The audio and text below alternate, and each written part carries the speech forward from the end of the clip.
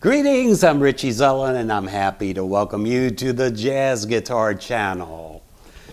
If you've been keeping up with my recent videos, you've most likely seen my other two videos in this series. First I did 18 Bebop licks by Charlie Parker, and I followed that with 18 licks by Wes Montgomery. Today I'm doing the same with some Grant Green transcriptions. And although Grant Green shouldn't need an introduction, let me just say that he was one of the most recorded jazz guitarists, particularly during the first half of the 60s. He recorded 34 albums as a leader and roughly 64 albums as a sideman. Now that's a lot. Throughout these videos, I share with you a carefully chosen collection of licks that clearly illustrate how the bebop language is applied over those 2-5-1s that are the basis of most standards. For starters, I want to give you a quick taste of how these phrases sound like in the context of a well-known standard. So just like I did in the 18 Licks West video, I want you to listen to some of the Grant Green phrases we are going to learn over the changes to the A section of Autumn Leaves. Here it goes.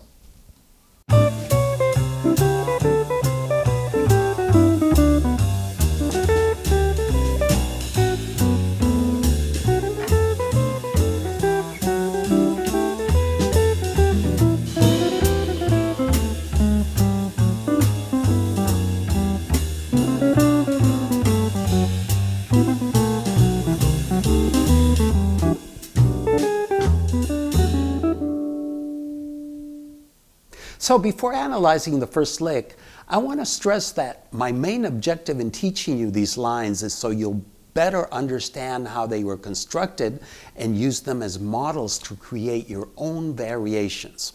Of course, before you can begin to do that, you need to learn the original phrases, understand their rhythmic and melodic makeup, and be able to perform them in any key anywhere throughout the fretboard. That will in turn require that you work them out using various fingerings. So with that in mind, as I've done in the past, I'm going to teach you each phrase in two different keys and fingerings a perfect fourth apart. And I've transposed each phrase to the keys of C and F for easy comparison. But regardless of the key, the important thing is for you to learn and understand the intervallic makeup of each phrase, because the fingerings are easily movable on the fretboard to any key. The first set of phrases I showed you in the 18 Licks by Wes Montgomery were from his solo over Tune-Up. Well, it just so happens that Grant Green also recorded Tune-Up around the same time. So I'd like to begin with 3 2-5-1s from that solo that he played. And furthermore, I'll tell you later how you can download the PDF and audio for these licks. And I mention this because if you are able to place the Grant Green and Wes Montgomery transcriptions, which are in the same key side by side, you are bound to learn a lot from how both players approach the same identical progression. So without further ado, here's the first lick. 1, 2, 3.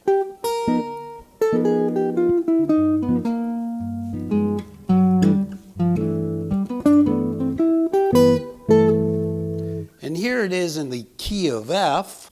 1, 2, 3.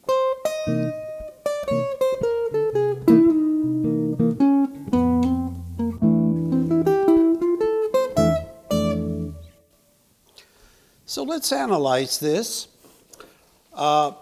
It's basically a 5 chord resolving to the 1 chord. So even though in Tune-Up we have a 2-5-1 in this section, he isn't playing over the 2 minor chord. He goes straight to the dominant, and it's an altered dominant. So basically, going back to the key of C, he goes to the sharp 9,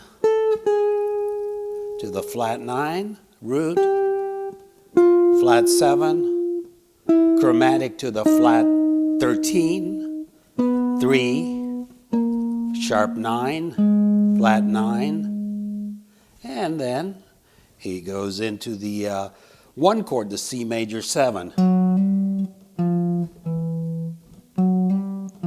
And notice here, the rest of it is just totally arpeggio bass. There we have a 9th chord arpeggio. And then a regular major 7th arpeggio ending on the 13th. And this one's really easy to recycle and convert into a minor cadence. All we have to do is alter the 3rd and the 7th on the 1 chord. So it would sound like this. 1, 2, 3.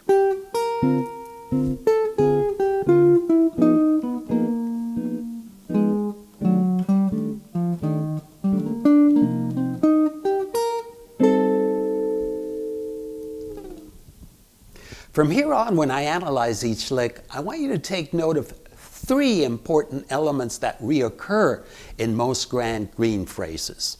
Some of these are also elements that I pointed out in the 18 licks by both Charlie Parker and Wes Montgomery. And they are, number 1, predominant use of arpeggios. Like Bird and Wes, Grant was always outlining the harmony in his lines, which is a trait of every great jazz improviser. He was thinking foremost not in scales, but instead in terms of the chord arpeggio of the moment. And we'll see that he used lots of 9th chord arpeggios. Number 2, use of diatonic scales, occasionally interspersed with chromatic passing tones. Grant Green, in contrast to Wes, and especially horn and keyboard players of the day, was very diatonic. And we're going to see that most of his lines are comprised entirely of notes that belong to the scale of the moment. And whenever he used a non-diatonic note, it was usually in the form of a chromatic passing tone between 2 scale tones a whole step apart. And whenever he did this, he used not more than 1 chromatic, or tops 2, within a whole 4-measure phrase.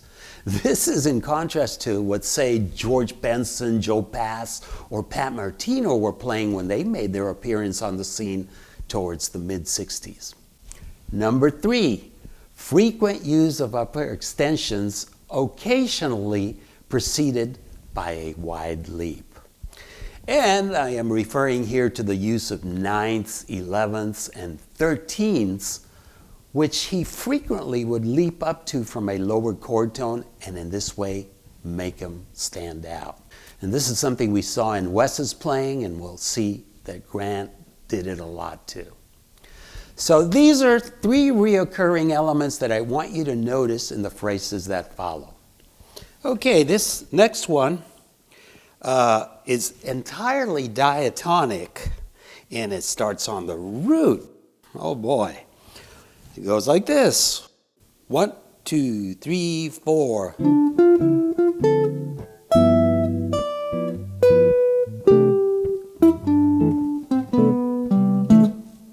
It definitely swings. And here it is in the key of F. Oh, 1, 2, 3, 4.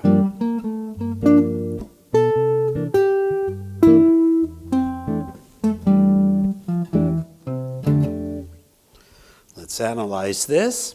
Like I said, it starts on the root here in the 2 chord, the D minor. And from that 5, he leaps up to the 13th, anticipating the 5 chord, the G7. And he goes to the 1 chord.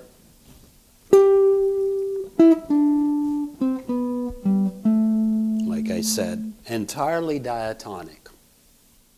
What I've shown you in these 2 first licks or phrases is the same procedure you can use in order to practice the remaining 16. To save time, since we have so much to cover, from here on I am only going to play each phrase in the key of C. To follow along in practice, I want to encourage you to download the 10-page PDF, which contains each lick with its melodic analysis notated in 2 keys, as well as the tab displaying 2 different fingerings. The download also includes MP3s of all the licks and a band-in-a-box file with all the material. It also includes all the files for the transcription of the initial Autumn Leaves example. You can even place them side by side, like I mentioned, with the 18 Charlie Parker and Wes Montgomery 2/5s, which are also in the key of C and F, and you can learn a lot about what makes a good bebop line by playing them and comparing them. And you can download all of this for a very small contribution. Please know that in doing so, you'll be helping support this channel, as these lessons require lots of time and effort to produce. Just visit jazzguitar.richiezelland.com/premium, and you'll find the 18 bebop licks by Grant Green under solo transcriptions. And also from Tune Up, and here again he starts on the root. 1, 2, 3, 4. 1, 2.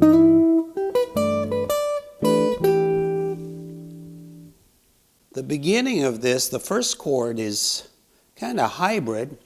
He's got no 3rd or 7th in there. And notice again the wide leap from this 5th to the 9.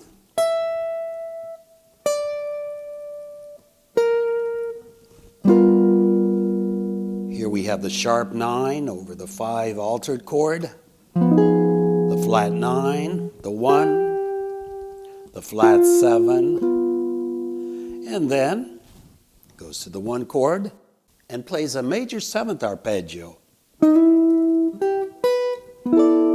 Again, that 9th chord arpeggio.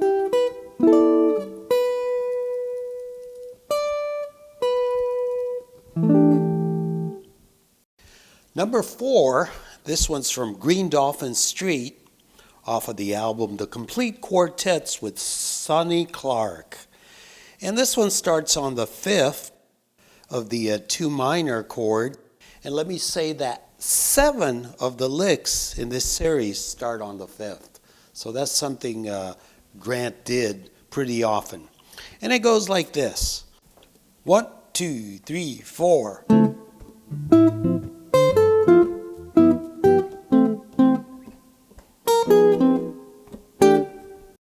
Very, very diatonic, except for a dominant, altered dominant that he superimposes over the 1 chord. It starts out with the 5th, like I said. He leaps up to the 9, classic leap, and then leaps up to the flatted 7, goes to the 5 chord, to the 9, to the 13, to the 1, and goes to the root on the 1 chord. And this is where he superimposes the dominant, the 5 chord. Plays the sharp 9, the flat 9, and goes back to the 1 chord.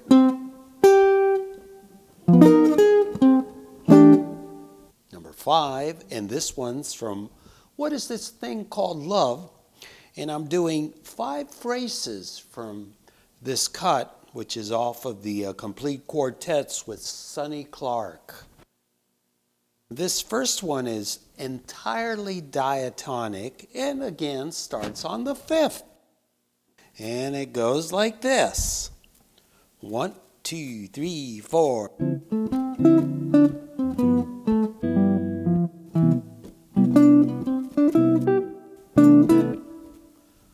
Nice.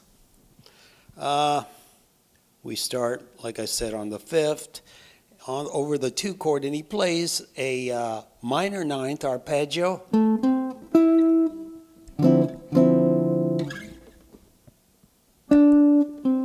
goes to the third over the 5 chord, just plays a descending scale, 3, 2, 1, flat 7, and resolves to the closest guide tone, the 3, over the 1 chord, and plays another arpeggio,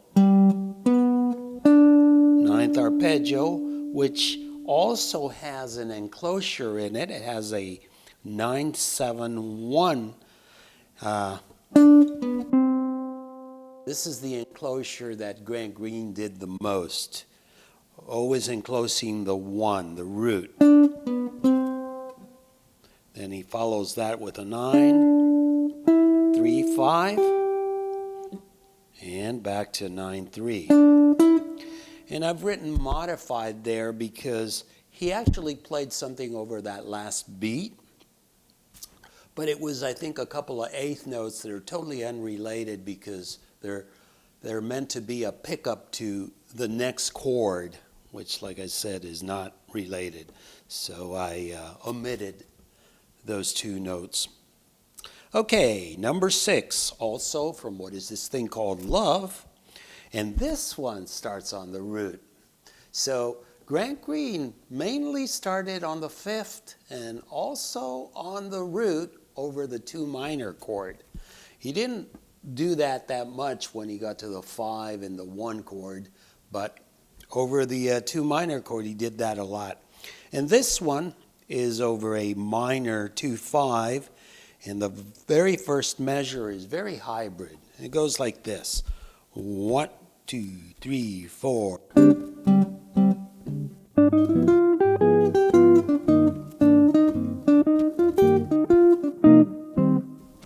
Yeah.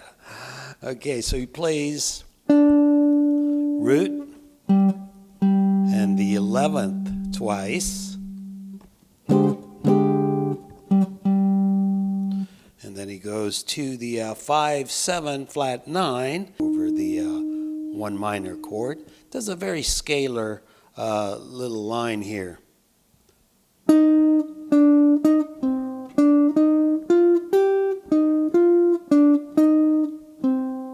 Does an enclosure here towards the end to the flat 3.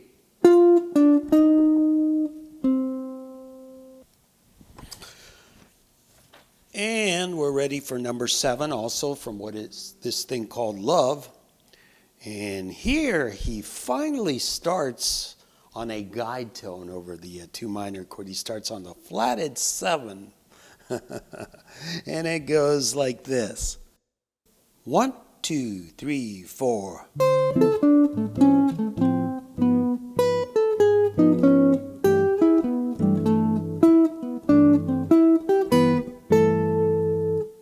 That one's kind of tough to finger, but it is what it is. Okay, so over the 2 minor 7 chord, he plays a flatted 7, the 5, and the root. It doesn't play the 3rd there. And then, for the second half, he goes to a chromatic note, which is really resolving to the final flatted 7 there, only that it's retarded by the 5. It's...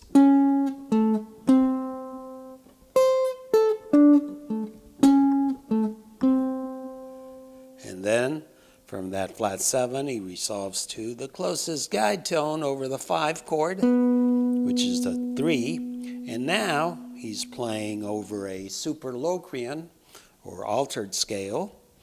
And it's 3, and then the 3, an octave up. Then he plays a chromatic, resolving to the flatted 9. He leaps down to the flat 13, to the sharp 11, and then he goes to the 1 chord starting on the 5th. 3, 7, 5, 13, and the final measure has a Major 7th arpeggio starts with the 9. 1, 3, 5, 7, ending on the 13.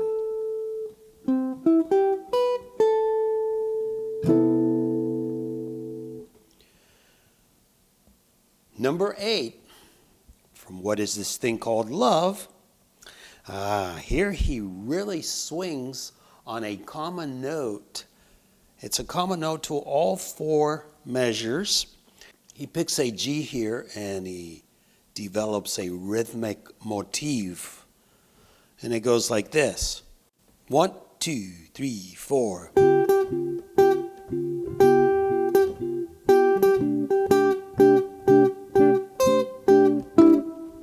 Very cool. So this is the concept behind tunes like Jobim's one-note samba, you know. He just keeps that one note going over several chords, or also something like C-Jam Blues, you know.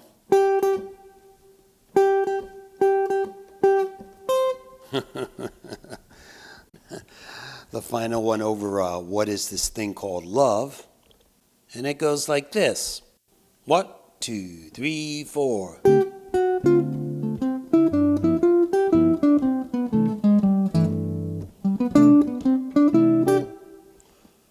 this one starts over the 2 minor chord with the 11th. And he goes chromatically. This one includes 2 chromatic notes in the whole 4-measure phrase, by the way, something Grant didn't do very often because he was very diatonic, as we're seeing. But and after that, he plays a 9th arpeggio, something we were seeing that he did really often. He loved those minor 9th arpeggios, dominant 7 9th arpeggios, major 7th 9th arpeggios, and this one goes, and he goes to the 5 chord, plays something very scalar here, starting on the 5th.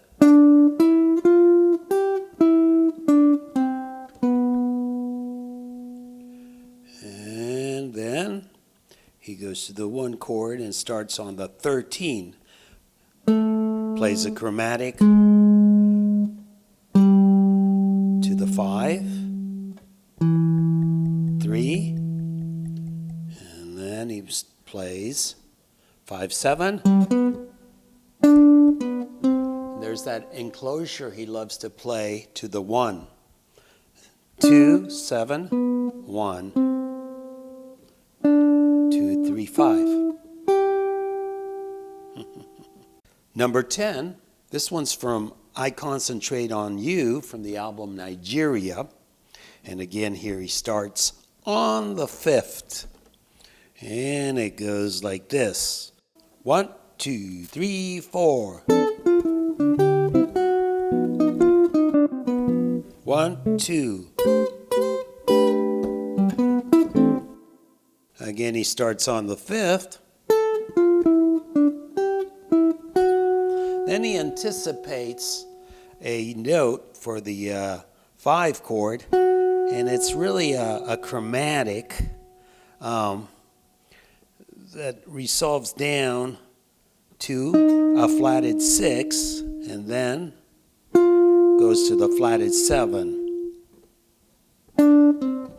5, 4, 3. So what's he playing over here? Well, it's not the Superlocrian, because he's got a 5, a 4, and a 3, and the Superlocrian has an altered 5, which is the flatted 13, and altered 4. So it's really the Mixolydian flat 6. And if you're not familiar with it, it's the 5th mode of the melodic minor. And like I was saying, boy, Grant Green had a lot of different dominant scales that he used over the 5 chord each time. So here's another different one. Interesting. And then, of course, for the 1 chord, Very straightforward. He plays the root, major seventh, 5, 7, 3, 1. Number 11, and this is from the Kicker off of the album Solid, which is one of my favorite Grant Green albums, mainly because it features two sidemen that I really love, and I'm referring to McCoy Tyner on piano and Alvin Jones on drums, two John Coltrane sidemen. He did a couple of albums with them. This one here, again, starts on the 5th. 1, 2, 3, 4.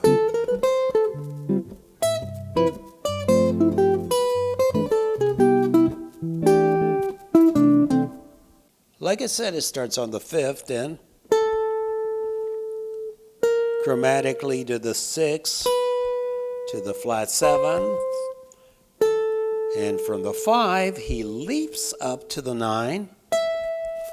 Again, that classic leap to that upper extension, and he really loved doing it from the 5 to the 9.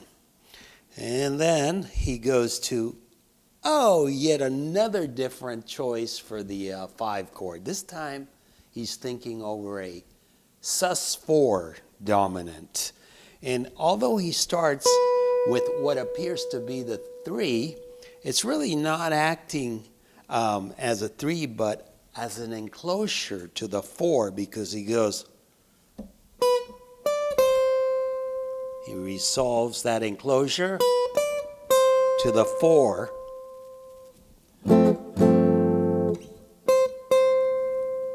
And then from that 4, he leaps down to a 13.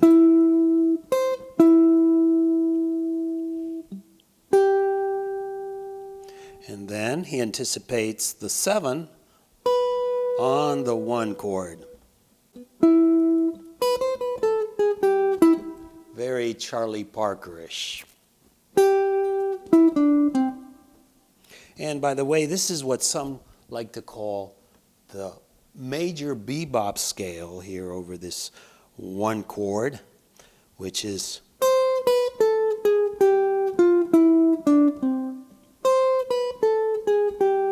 when you go from that 6 chromatically to the 5, that's the added note, that chromatic between the 6 and the 5.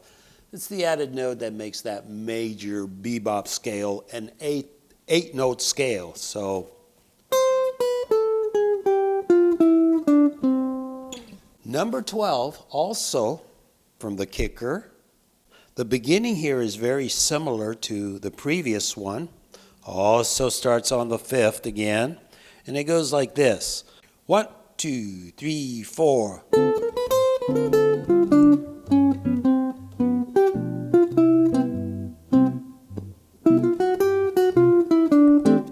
Beginning is the same. 5, chromatic 6, flat 7, and then he comes back down the same way. 6, chromatic 5, flat 3, 1. And then over the 5 chord, he starts with what appears to be a sharp 11, or could be a chromatic down to the 4, down to the 3, but he goes sharp 11, 4, 3.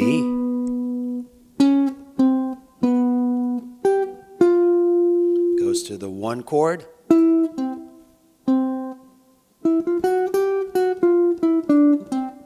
Also Charlie Parker-ish towards the end there.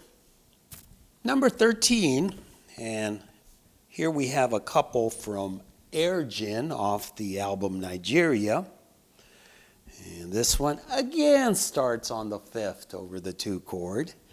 1, 2, 3, 4, 1.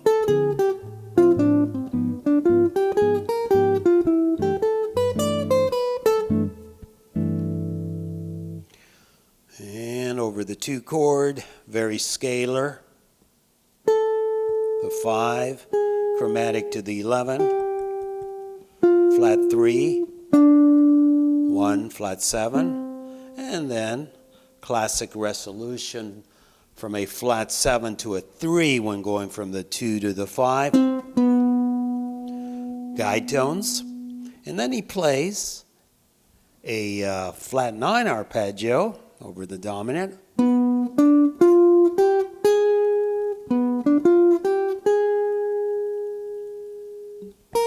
Sharp 9, 1 flat 7, and 3, 5, 13. There we go again. His favorite enclosure, 7, 9, or 2 to the 1. 7, 13. Number 14, also from Ergin. And this one, he starts on the root. See, I told you guys. He loved to start on the root or preferably on the 5th every time he started a 2-5. So here we go. This one is a minor 2-5, and it goes like this. 1, 2, 3, 4.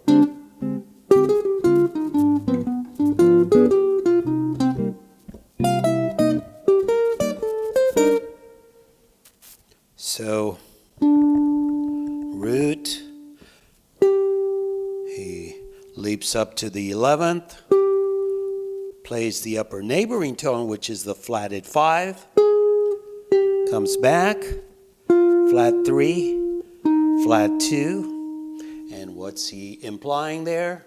The Locrian mode. And he goes to the 5 on the G7 flat 9, starts an arpeggio. Here he starts the arpeggio. 3, 5, flat 7, flat 9, flat 7. And that resolves to the C minor, the flat 3. Then he leaps up to the 11th, up, resolving to a flatted 3, and at the end here he goes kind of like a partial minor 9th arpeggio, and ends it with an enclosure to the flatted 7. Number 15, from If I Should Lose You, from the album Born to Be Blue, another 2-5-1, starting with the 5th. And this one's really interesting because over the 1 chord here, he plays over a C major 7 sharp 5. He's using the Ionian Augmented, which is the 3rd mode of the harmonic minor. Let's listen to it. 1, 2, 3, 4.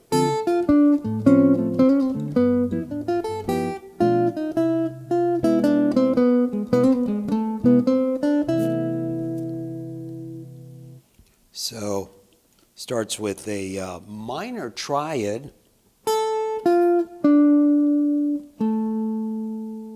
Plays a chromatic, which is going to resolve to the flatted 7. It's not really functioning as the major 7th. It's a chromatic being retarded by the 5.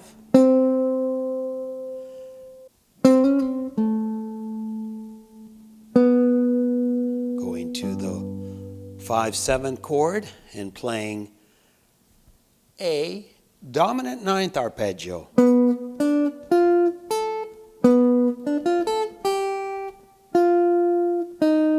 And resolving to the 1 chord, and this is where he plays that Ionian Augmented, and it's 3, 4, 3, 2, 1, 7, sharp 5, 7, 1, 7, back to that sharp 5, 6, 7, 1, 2, 3. Those are all the notes of the Ionian Augmented. So the Ionian Augmented is just like a regular major scale, only that the fifth note, the fifth is raised a half step. So you have a sharp 5 there, okay? And the chord sounds like this. I love it. For number 16 and the remaining 3 licks, I've selected these from a recording that Grant Green did as a sideman for saxophonist Hank Mobley, and it's from the album Workout by Hank Mobley. And the tune is The Best Things in Life Are Free. And this first one is just a regular 2-5-1. And guess what? It starts on a guide tone this time, on a flatted 3. Wow. Breaking away from those fifths and roots. 1, 2, 3, 4.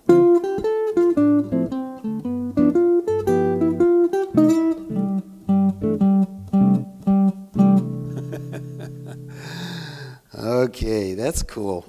And nothing special here, just very diatonic, entirely diatonic.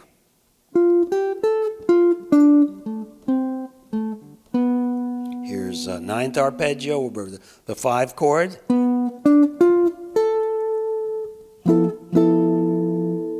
And over the 1 chord he plays the 3rd, and then leaps down to the 5th below it and plays it 6 times. Number 17, also from The Best Things in Life Are Free. And this one starts again on the root. It goes like this. 1, 2, 3, 4.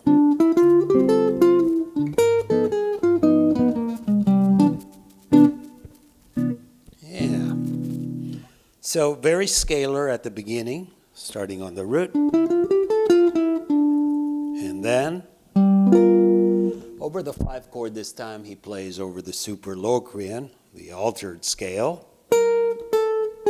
Sharp 9, moving chromatically to a flat 9, flat 7, flat 13, and that's what gives it away.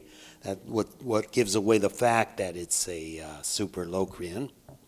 3, sharp 9, flat 9, and he ends on the 1 chord. And guess what he does here? He does that classic leap from the 5th to the 9, ending on the 9. And we're ready for our final lick by Grant Green, also from The Best Things in Life Are Free. And this one, oh boy, this one has a little turnaround over the 1 chord. And it starts out with what appears to be a D minor major 7th chord. At least he's implying it. And it goes like this. Oh, and it also starts on a guide tone for a change. It starts on the flatted 3. 1, 2, 3, 4.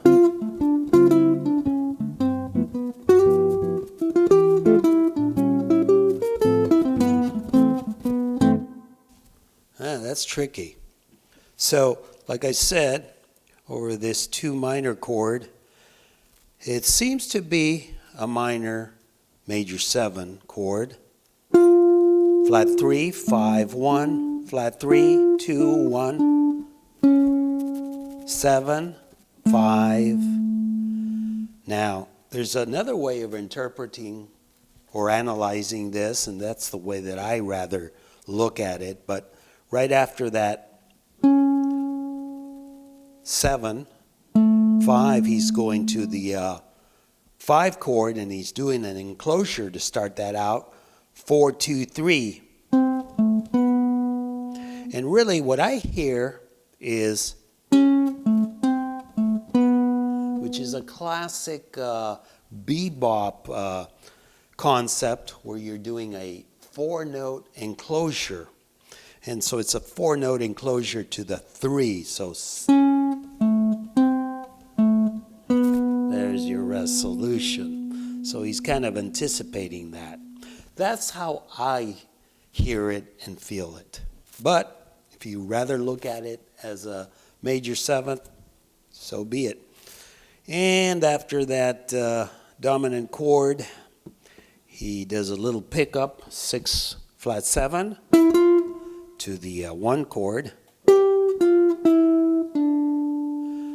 But then over the middle of that measure, he's implying an A7 flat 9, and he's playing a flat 9 arpeggio. And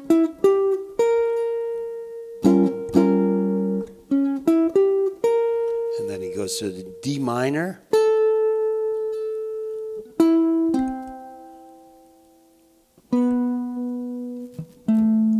Returns to the C, the 1 chord.